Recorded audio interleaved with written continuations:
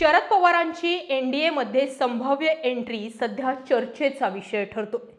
विनोद तावडे आणि जयंत पाटील यांच्या भेटीने या चर्चेला अजूनच हवा मिळाली। महायुती शरद पवार दाखल झाल्यास सुनेत्रा पवार यांच्या राजकीय अस्तित्वावर आणि महायुतीतल्या स्थानावर देखील याचे अत्यंत गंभीर परिणाम होऊ शकतात असं एकंदरीत दिसतंय। अजित पवारांच्या निधनानंतर त्यांचा वारसा म्हणून सुनेत्रा पवार यांना उपमुख्यमंत्रीपद मिळालं हे कोणीही नाकारू शकत नाही। परंतु अजूनही सुनेत्रा यांनी आपल्या कार्याची म्हणावी तशी छाप अद्याप उमटवलेली नाही। पक्षातील नाराज लोकांची मनधरणी आणि तंबी देण्यातच त्यांचा बराच वेळ खर्ची पडला।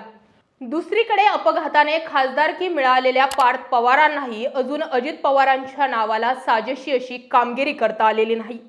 अजित पवार गट अप्रत्यक्षपणे भाजपच्या अधिपत्याखाली आल्याची सध्याची अवस्था आहे। अशा शरद पवार गटाची महायुतीत एंट्री झालीच तर हा सुनेत्रा पवार यांना थेट धक्का मानला जातोय। शरद पवार महायुतीत आले तर खरी राष्ट्रवादी कुणाची हा पेच पुन्हा निर्माण होऊ शकतो। निवडणूक आयोगाकडून जरी हा निकाल देण्यात आला असला तरी महायुतीत खुद्द शरद पवार आले तर निवडणूक आयोगाने निकाल दिला हा मुद्दाच गौण ठरतो। शिवाय शरद पवारांच्या महायुतीतील प्रवेशामुळे अजित पवार गटातील आमदार शरद पवारांच्या वर्चस्वाखाली येऊन पक्षात सुनेत्रा पवारांसमोरील अडचणी वाढू शकतात। पवारांनी खूप मोठा आणि लॉंग टर्मचा हा डाव खेळलाय असं म्हणावं लागेल। निवडणूक आयोगाने अजित पवार गटाला जरी खरी राष्ट्रवादी म्हणून मान्यता दिली असली तरी शरद पवार एनडीए मध्ये आल्यास मूळ पक्षावर आणि कार्यकर्त्यांवर पुन्हा एकदा शरद पवारांचा होल्ड येईल अशी राजकीय वर्तुळात चर्चा। अशा परिस्थितीत अजित पवार गटाला पुन्हा शरद पवारांच्या नेतृत्वाखाली काम करावं लागेल, ज्यामुळे सुनेत्रा पवारांचं पक्ष अंतर्गत महत्त्व प्रचंड कमी होईल। एनडीएत अजित पवार गटापेक्षा शरद पवारांना जास्त प्राधान्य देण्यात येईल। यामुळे सुनेत्रा पवारांना बाजूला करून शरद पवार पुन्हा एकदा राष्ट्रवादी पक्ष ताब्यात घेण्याची शक्यता वर्तवण्यात येते। बारामती हा पवार कुटुंबाचा बालेकिल्ला। लोकसभा निवडणुकीत सुनेत्रा पवार विरुद्ध सुप्रिया सुळे असा सामना झाला होता। त्यात सुनेत्रा पवारांना पराभव पत्करावा लागला होता, परंतु त्यानंतरही अजित पवारांच्या खिळीनं सुनेत्रा पवार यांना राज्यसभेत पाठवण्यात आलं होतं। परंतु नंतर अजित पवारांच्या निधनानंतर त्यांना राज्याची सूत्रा हाती घ्यावी लागली आणि पार्थ पवारांना राज्यसभा मिळाली। आता ही सर्व घडी बसलेली असताना शरद पवारांची महायुतीत एंट्री झाल्यास ही घडी विस्कटण्याची पुरेपूर शक्यता आहे। दोन पक्ष महायुतीत असल्यावर बारामतीची जागा कोण लढवणार म्हणून दोन्ही राष्ट्रवादीत पुन्हा संघर्ष पेटू शकतो। अजित पवार गटाकडून आतापासूनच बारामती लोकसभेसाठी जय पवार यांच्या नावाची चर्चा सुरू झाली असं असताना शरद पवार महायुतीत आल्यावर सुप्रिया सुळे की जय पवार असा पेच पुन्हा निर्माण होऊ शकतो। परिणामी सुनेत्रा पवार यांना बारामती आणि पुण्याच्या राजकारणात स्वतःला सिद्ध करणं कठीण जाण्याची शक्यता आहे। भाजपसाठी शरद पवारांना सोबत घेणं म्हणजे महाराष्ट्रातील सर्वात मोठा राजकीय चेहरा सोबत असल्यासारखं। लोकसभा निवडणुकीत अजित पवारांनी सुनेत्रा पवारांना पुढे करून थेट शरद पवारांना आव्हान दिलं होतं। जेव्हा खुद्द शरद पवारच एनडीए सोबत येतील तेव्हा सुनेत्रा पवारांचे पवार विरुद्ध पवार हे राजकीय कार्ड पूर्णपणे निकामी होईल। त्यांना शरद पवारांच्या सावलीत किंवा त्यांच्या निर्णयानुसारच राजकीय पावले टाकावी लागतील। थोडक्यात सांगायचं तर शरद पवारांची एनडीए मधील एंट्री सुनेत्रा पवारांसाठी राजकीय दृष्ट्या अत्यंत जड जाणारी ठरेल। यामुळे अजित पवार गटाचे महत्त्व कमी होऊन सुनेत्रा पवारांना मिळणारं राजकीय संरक्षण आणि भविष्यातलं राजकीय स्थित्यंतर अवघड जाऊ शकतं। आता भाजप देखील पवारांना एनडीए मध्ये घेण्यास काय इतकी उत्सुक आहे ते समजून घेणं सुद्धा गरजेचं आहे। सध्या शरद पवार सगळा कंट्रोल हा दिल्लीच्या हातून हँडल करतात। आता जर बघितलं तर पहिलं कारण लोकसभा आणि विधानसभा निवडणुकांमध्ये भाजपला मराठा आरक्षणाच्या आंदोलनामुळे आणि मराठा विरुद्ध इतर अशा ध्रुवीकरणामुळे मोठा फटका सोसावा लागला। पश्चिम महाराष्ट्र आणि मराठवाडा हा शरद पवारांचा पारंपरिक बालेकिल्ला मानला जातो। या भागात मराठा समाजावर पवारांचा मोठा प्रभाव आहे।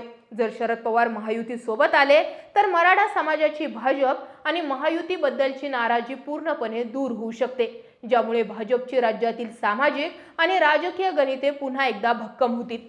दुसरं कारण म्हणजे महाविकास आघाडीचे मुख्य शिल्पकार आणि मार्गदर्शक खुद्द शरद पवार आहेत। उद्धव ठाकरे यांची शिवसेना आणि काँग्रेस यांना एकत्र बांधून ठेवण्याचं काम पवारच करतात। जय पवारांनाच महायुतीत किंवा एनडीए मध्ये आणण्यात भाजपला यश आलं तर महाविकास आघाडीचा मुख्य आधारस्तंभच कोसळेल। विरोधी पक्षांची वज्रमूठ कायमची विस्कळीत करणं आणि त्यांना राज्यात नेतृत्वहीन करणं हा भाजपचा सर्वात मोठा डाव आहे। तिसरं कारण म्हणजे महाराष्ट्राच्या राजकारणात अजित पवार यांच्या निधनानंतर राज्यातील सत्तेत मोठी राजकीय पोकळी निर्माण झाली आहे। सुनेत्रा पवारांच्या माध्यमातून ती भरून निघणं भाजपला अवघड वाटतंय। दोन्ही गटांच्या संभाव्य विलीनीकरणाच्या चर्चा आधी रंगल्या होत्या, मात्र आता शरद पवारांच्या राष्ट्रवादीने स्वतंत्रपणे महायुतीशी आणि भाजपच्या दिल्लीतील हायकमांडशी थेट संपर्क साधल्याची चर्चा आहे। अजित पवारांनंतर निर्माण झालेली सहकार क्षेत्रातील आणि राज्यातील राष्ट्रवादीची ताकद आपल्याकडे खेचण्यासाठी भाजप पवारांना सोबत घेऊ इच्छित आहे। चौथं कारण म्हणजे राजकीय वर्तुळातील सूत्रांनुसार शरद पवारांच्या कन्या सुप्रिया सुळे यांच्यासाठी दिल्लीत केंद्रीय मंत्रिमंडळात मानाचं स्थान आणि पक्षातल्या वरिष्ठ नेत्यांसाठी महाराष्ट्रात महत्त्वाची मंत्रालये देण्याची ऑफर भाजपने दिल्याची चर्चा। सुप्रिया सुळेंच्या मुलीचे लग्न नागपूरमधील RSSशी जवळीक असलेल्या कुटुंबात झाल्यानं महायुतीत येण्याची बॅक चॅनल चर्चा सोपी झाली आहे। पवारांना सोबत घेऊन राष्ट्रीय पातळीवर NDA मजबूत करणं आणि लोकसभेतील जागांचा आकडा वाढवणं हा भाजपचा उद्देश साध्य होईल। पाचवं महत्त्वाचं कारण म्हणजे भाजपला आता हे कळून चुकलंय की तपास यंत्रणांचा वापर करून किंवा मग पक्ष फोडून तात्पुरती सत्ता तर मिळवता येते, पण जनमानसातील सहानुभूती मिळवता येत नाही।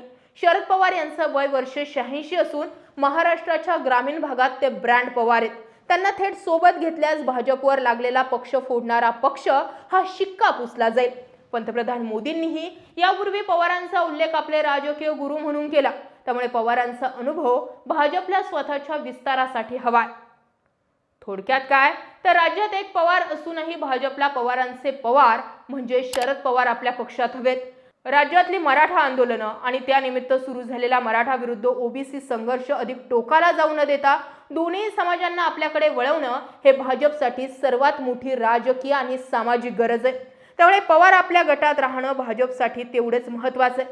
आता यासाठी आणखी एक गोष्ट लक्षात घेतली तर तुम्हाला कळून चुकेल की ज्यावेळी शरद पवार की अजित पवार आणि विलीनीकरणाच्या चर्चांपाशी विषय आला की ज्यावेळी खुद्द शरद पवारांनी सांगितलं की विलीनीकरणाची चर्चा अजित पवारांसोबत सुरू होती, त्यावेळी देवेंद्र फडणवीस मध्ये आले आणि त्यांनी म्हटलं की अजित पवारांचं नामचं एवढं सख्य होतं की ते मला सगळं काही सांगायचे, मग जर विलीनीकरणाची चर्चा होत होती तर अजित पवारांनी मला सांगितलंच असतं।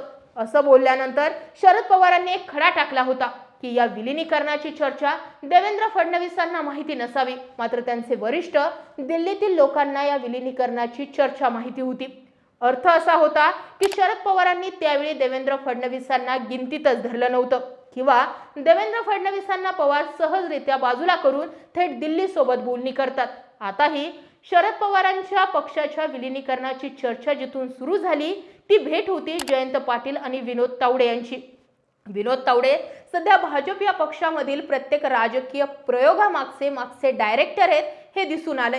त्यामुळे विनोद तावडे म्हणजे थोडक्यात दिल्लीतला माणूस राष्ट्रवादीच्या विलीनीकरणाच्या चर्चेसाठी जर पाठवला असेल तर पुन्हा एकदा मेसेज हाच पोहोचतो की देवेंद्र फडणवीसांना शरद पवार मोजत नाहीत।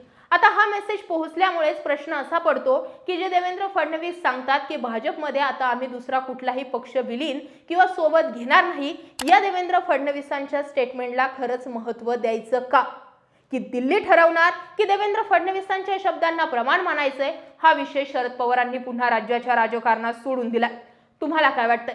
शरद पवारांनी NDA मध्ये सहभागी जर शरद पवार झाले तर आपली मूळ राष्ट्रवादी आणि सुनेत्रा पवारांच्या गटाला एका प्रकारचा शह असेल का? हातातून सुटलेली सगळी बाजी मिळवण्याचा शरद पवारांचा हा प्रयत्न हा राजकारणामध्ये एक मास्टर प्रयोग म्हणून समोर येईल की वयाच्या 86व्या वर्षी आपला पक्ष पुन्हा सत्ताधाऱ्यांसोबत नेऊन पक्ष वाचवण्यासाठी केलेली ही धडपड म्हणूनच भविष्य या गोष्टीला इतिहासात जेव्हा इतिहास आठवला जाईल तेव्हा लक्षात ठेवेल का? कमेंट करा। जय महाराष्ट्र।